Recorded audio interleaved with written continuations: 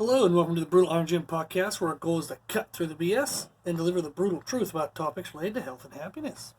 So today's topic is nutrition, and we're going to discuss post-workout meal timing. This is also referred to as the anabolic window. So anabolic just kind of means muscle building versus catabolic, which is muscle wasting. So in the kind of like bodybuilding aesthetic world, they'll talk about this anabolic window, which is like the time after training that you would want to consume nutrients that help with not only recovery of training, but actually for muscular growth and kind of like building upon the physique you did have. You did the workout, and now you want to improve your physique, right? So the anabolic window refers to when you would eat food that would best help you make the improvements that you want from your training. So this was requested by a listener, which I love that people give us topic ideas, so thank you very much. And to give you a quick little background, I've talked before, like I have a master's in nutrition, I have a bachelor's in health and phys ed, I have a personal training certification through American College of Sports Medicine. I've been personal training for 17 years, I had over 1,000 clients. I taught at the university level for 7 years, had well over 500 students, so I've kind of been doing this. I've helped people get pro cards in aesthetic sports, get elite totals in strength sports. I've helped strongman competitors like win strongman competitions. I've yet to help someone get a pro card, but someday. So I certainly know enough how to do it, just got to find more strong men and strong women who can afford training. So strong men and strong women tend to be kind of like a poorer sport. Even it's a weird way of explaining that, but I'm sure they'd understand what I mean by that. Is they're kind of more blue collar, hard working people, so they're going to put their money towards their toys and implements, and they'll get some nutritionists. Like I know, like people in the World's Strongest Man, they have nutritionists now. They have people writing programs now, so it's becoming more popular for strongman to get kind of coaching and training support. So that was a little side topic. But so I've helped all of that stuff. I know all those things. And then actually my grad school thesis was a 50-page paper with over 200 peer-reviewed resources on the anabolic window. So I learned insanely way more than I ever needed to know about that. So it was a 50-page paper. And that didn't include charts. So you weren't allowed to put in pages of charts. So 50 pages of actual words that I had to write. And it was kind of discussing the literature and the findings of 200 peer-reviewed resources. So that took forever, and it was very, very helpful in the sense of learning an insane amount of detail about this topic. And I actually learned so much detail that I can actually tell you the simple answers. So sometimes in podcasts and when I'm talking with people in person, I'll tend to kind of give like, well, this is just it. Just do this, this, this. And then somebody's like, well, what about this? Or what about this? And there's often like it's good that they ask questions, and I like explaining the answers. But sometimes what happens is like in this kind of like progression of knowledge is at first you don't really know much. You learn a little bit, and then all of a sudden you think like, man, I know everything. And that's usually a big falsehood, is because all you know is of what you're aware of. So of the things you're aware of, you know a lot. But then you start to slowly find out, as you look more and more in detail about things, is go, oh shit, I'm not aware of a lot. So one of my favorite quotes is, you don't know what you don't know until you know that you don't know it. So very often people will think they know everything, but it's just because they don't know what else is out there to actually know. So with the anabolic window is I've went through that window. So I've learned enough to think I kind of knew everything. Then as you kept reading more and had to do more pages and more research, and we talked about this stuff in other classes. I've talked about it with all my clients over the years, especially like my aesthetic athletes where they're trying to maximize muscle and minimize fat loss. They're trying to maximize muscle and minimize muscle loss during dieting. That's when you start to see the research actually come into like application, and you get to see real world experience. So I've actually helped people with my kind of educational knowledge, but then actually applying it in the real world as well. So I kind of have both of those. So that was a quick little tidbit about the answers I'm going to give you on this are going to maybe seem simple. But it's because I've gone through all the stupid nitty-gritty details and realized that sometimes the most disciplined, detailed stuff doesn't matter. And we'll talk about why that's the case. So I just wanted to give you that background so that way when you listen to this and go, maybe there's more to it. No, we've already gone through the more to it stuff. This is the easier stuff, okay? So just follow with me, and hopefully you can apply these answers and start seeing the results that you want, okay? So that's the idea of the anabolic window is after a workout, what would you eat and when would you eat to maximize your recovery and maximize your adaptation abilities to that training session. So if my goal was to, build as much muscles as possible, how much food is enough to do that? And what types of foods? If my goal is to lose body fat, but I don't want to lose muscle tissue, what's kind of the minimum amount of food I need to maintain my muscle, but not having anything more that might contribute to fat gain? So we're going to talk about that. Now, you'll hear people talk about anabolic windows, and usually they'll talk about them in 20-minute time frames. So if you eat immediately post-training versus 20 minutes versus 40 minutes versus 60 minutes post-training versus 90 versus 120 and so on and so on. So I've read all those researches. That's not even a word. I've read all those research articles and peer-reviewed stuff and blah, blah, blah. And those were the time frames that most researchers will use just to have some kind of specific time frame to, like why didn't they use 5 minutes versus 10 minutes versus 15 versus 20, because they're trying to compare enough groups, and you can only get so many groups in one study, and blah, blah, blah.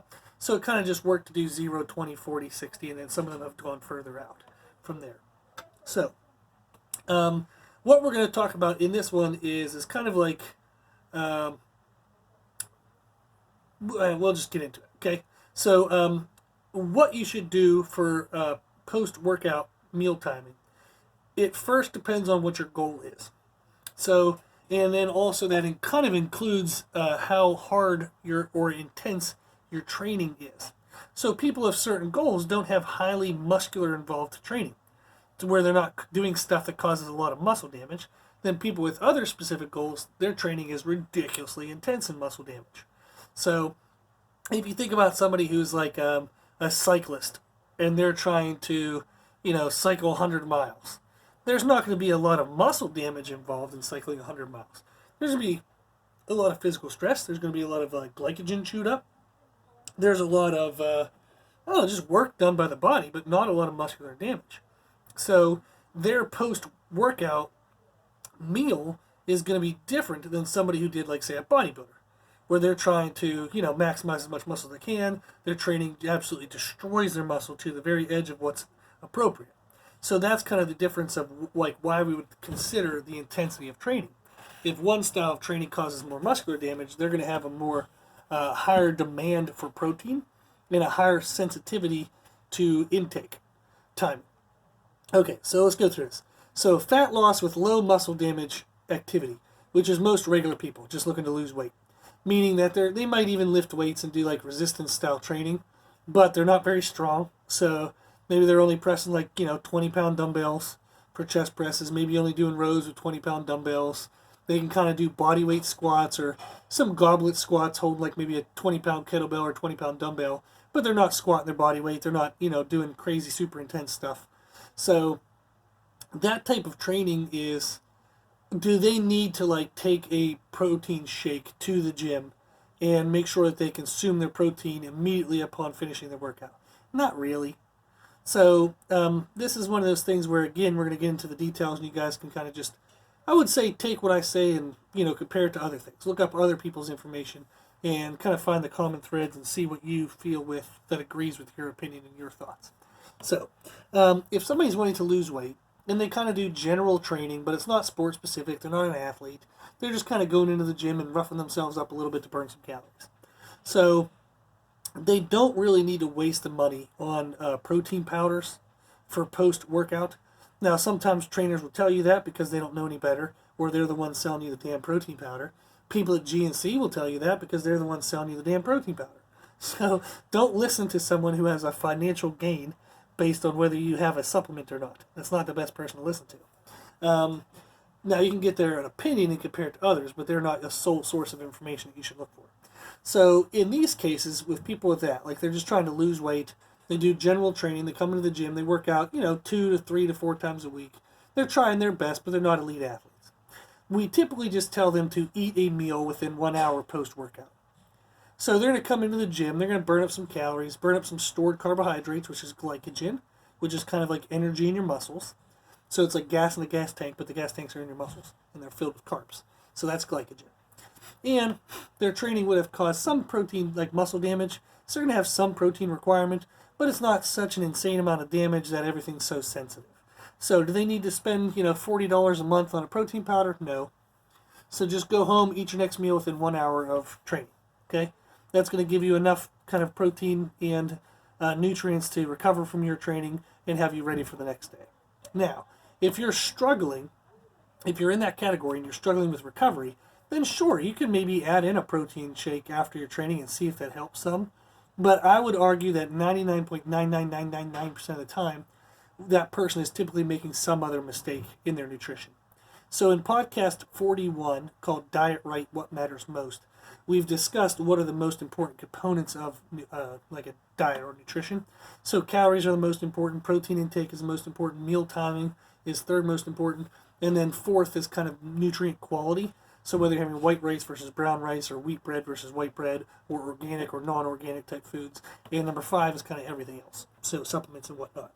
So if they're having trouble recovering from their training, it's very, very, very unlikely that if they're having a meal 1 hour post-training, that they would be so sensitive that they would have to now all of a sudden switch to having a protein powder after the workout. More commonly, what's happening is they're under-eating their calories, so they're not recovering as well because their overall calories are too low. Or they're not doing proper meal timing, which is a third component. So they're not eating a pre-workout meal. They're not drinking or consuming any calories during the workout. They're just trying to eat an hour after the workout. Maybe they miss another meal later in the day, or they missed a meal before the training. So they're most likely going to mess up having missed meals like inconsistently throughout their day, and then also under-eating overall throughout their day, because they're trying to lose fat, so they're going to cut calories, but they're probably going to cut too much. And then by missing meals here or there, or not having a breakfast, all that stuff is going to contribute significantly more to lack of recovery than having the protein powder after your workout. So that's an idea for that category of people. So if you're looking to lose weight and you're kind of not an athlete, just trying to lose weight, you're lifting a little bit of weights here and there, you're being active, how important is that anabolic window? Not really.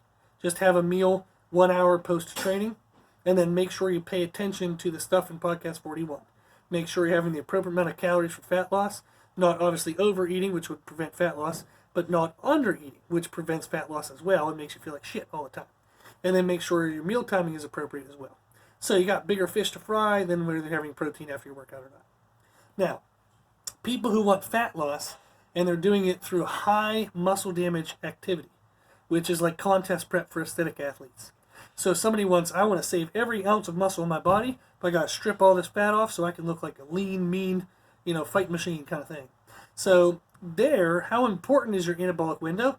It is important, but it's only one small piece of the picture. So for those people, they want to make sure their pre-workout, their meal before the workout, is on point, meal timing wise, and also nutrient type, macronutrient quality. Macronutrient type. So for example, if they're eating, just 20 minutes before the workout and they consume fats, that's pretty stupid because fats take longer than 20 minutes to digest. So they're just going to have that food sitting in the belly. They're not going to feel very good, not have a great workout. So they want to make sure if they're eating close to their workout that they have carbohydrates. Even fast digesting carbohydrates, depending on the timing of them, is actually appropriate on a fat loss diet. So for an aesthetic athlete. So sometimes aesthetic athletes are like, well, I can't have sugar because of this, or, I can't drink Gatorade because it'll make me fat. That's absolutely stupid. Whoever tells you that is an idiot. It depends on when you have what you have. Okay? So if you're trying to, say you just got off work, you have a 15-minute drive to the gym, that's an appropriate time to drink some Gatorade, get some energy, fill up your gas tank before the workout. Gatorade is not going to make you fat. Okay? It doesn't even make sense that would be true. So you want to make sure you're properly fueled before your training so you can maximize your training quality, which helps you maximize the stimulus to hold muscle, and it maximizes the stimulus to burn off body fat. So if your training is less than optimal because you're under eating or afraid to eat properly before your workout, you're screwing your goal. Okay? So you have to make sure that you maximize your training quality to get the results maximal out of the training. And part of that is having your pre-workout meal on point. Then an intra-workout meal becomes extremely important as well, because intra-workout kind of maintains resources as you're burning them up. Okay, so we'll get more into that in a second. And then, once you know you have your pre-workout meal and your intra-workout meal appropriate, then your post-workout meal does become important. Okay, it's important so that way, it's important to get your pre and intra right, so that way you don't have to overeat in your post-workout meal to try to maximize recovery, but then unfortunately eat too damn much and shut off fat burning for a while. Okay, which can limit your results. But then it's also important to make sure you have pre-workout meal and intra-workout meal, so that way you don't undereat at your post-workout meal. To where you're like, well, I know I can't have a lot, so maybe I'll just eat this much. But then you don't recover maximally because you don't have a maximal amount of resources available. So if you're considering just the post-workout meal, you're missing the picture. Okay? You're only looking at one tree in a forest. So there's so much more that's important. The pre-workout meal, the intra-workout meal, all factor into what kind of a post-workout meal you have, and then how optimal you can kind of make that post-workout meal. Okay?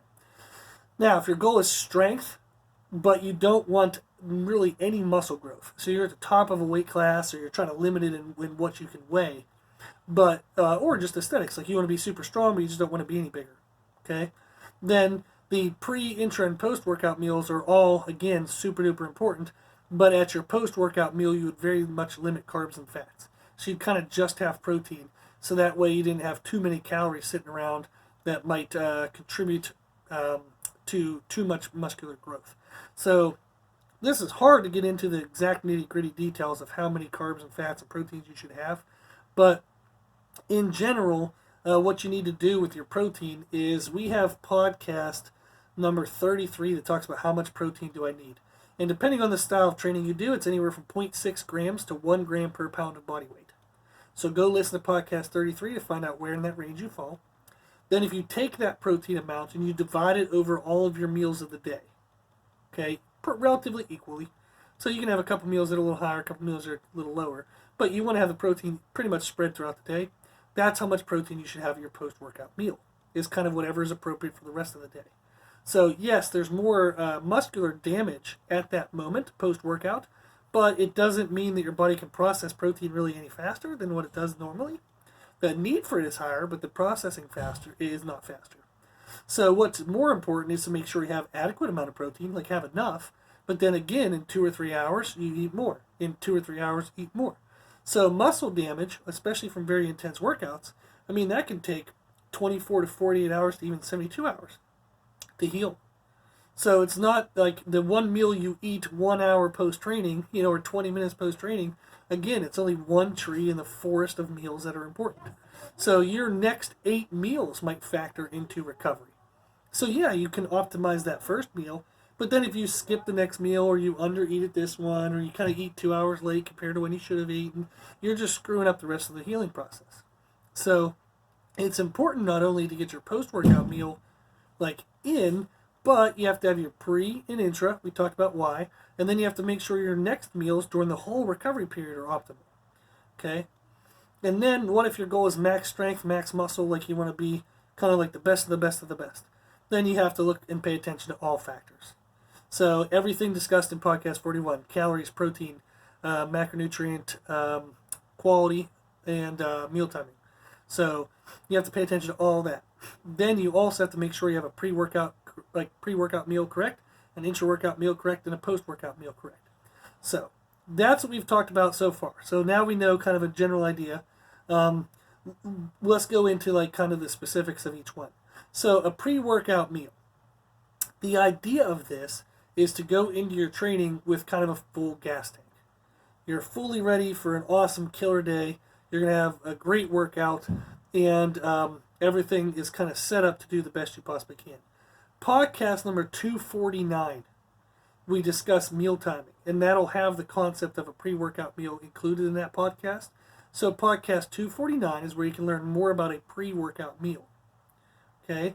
Now an intra-workout meal, that's absolutely important as well. So that does really important things for us. So we want to make sure we learn more about the intra-workout meal. So the intra-workout meal, or kind of like the types of food you should be having, is podcast number 93. Okay? So we have podcast 249 about pre-workout meals. podcast 93 about intra-workout, so go listen to those.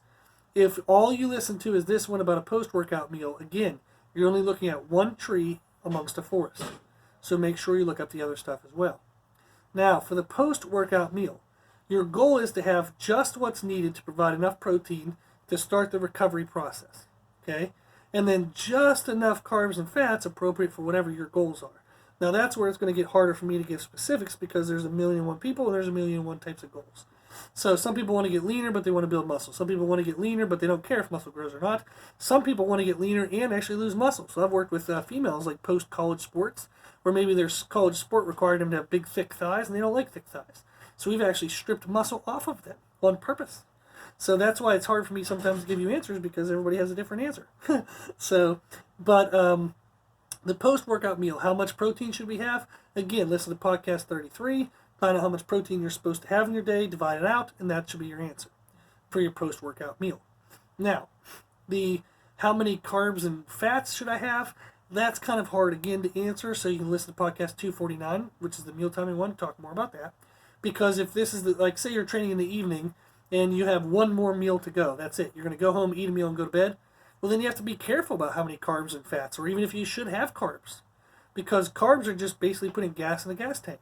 It's just energy. Well, if you're about to go to bed, do you really have to put energy like gas in your gas tank if you're going to put it in the shop, in the garage? No. So how many carbs you have post-workout, if it's a late night meal, it might be 0. You might just need fats and proteins. That way the fats slow down the digestion rate of the protein and have it kind of spend more time throughout the evening breaking down and being provided to new muscle tissue. So in podcast 216, we talk about protein types, fast digesting and slow digesting. And in podcast 29, we talk about fats, which are the healthy fats and like unhealthy fats kind of stuff. So if it's the last like if you're having a workout and then you're only having one more meal that day, it is important to have your post-workout meal. Make sure you have your post-workout meal within 1 hour of training, okay? And really that meal should just have proteins and fats, not carbs. You don't need them, okay, if you're about to go to bed. Now, should you have a protein drink after your workout? That's kind of more commonsensical kind of answer. I don't even know if that's a word, but if I divide out my protein and it turns out that I should have 40 grams of protein in my last meal, and I'm like, dadgum, I don't want to have to eat that much solid food or like that much meat or whatever I would need to eat to get me that much protein. So I might do 20 grams of it in a protein shake after my workout and then get 20 grams of it in some meat or dairy products or whatever the hell, tofu, whatever else you eat for protein. You might only be able to have to focus on 20 grams of that from solid food. So it kind of depends. If you have a hard time getting in the food with solid food, then go ahead and use a shake. And if you're going to use a shake and have whole food, you might as well spread them out a little bit. Have the shake right after the workout because it digests faster, so we can get protein right into you and get your body started healing, and then have a solid food later on so it'll digest slowly throughout the night. Okay? Now, what if you eat, like if you work out early in the day? Well then, yes, please go ahead and have some carbs because you still got to have gas in your gas tank for the rest of the damn day. So again, that's where podcast 249 about meal timing would help out. So that way you can decide, okay, where am I at in my day? Where am I at in regards to what I need energy for? That'll tell me whether I should have carbs or whether I should have fats. Okay, so that's your answer, podcast 249. Now, like people have asked before, kind of like, how many carbs do I need to replace the carbs I used in my workout?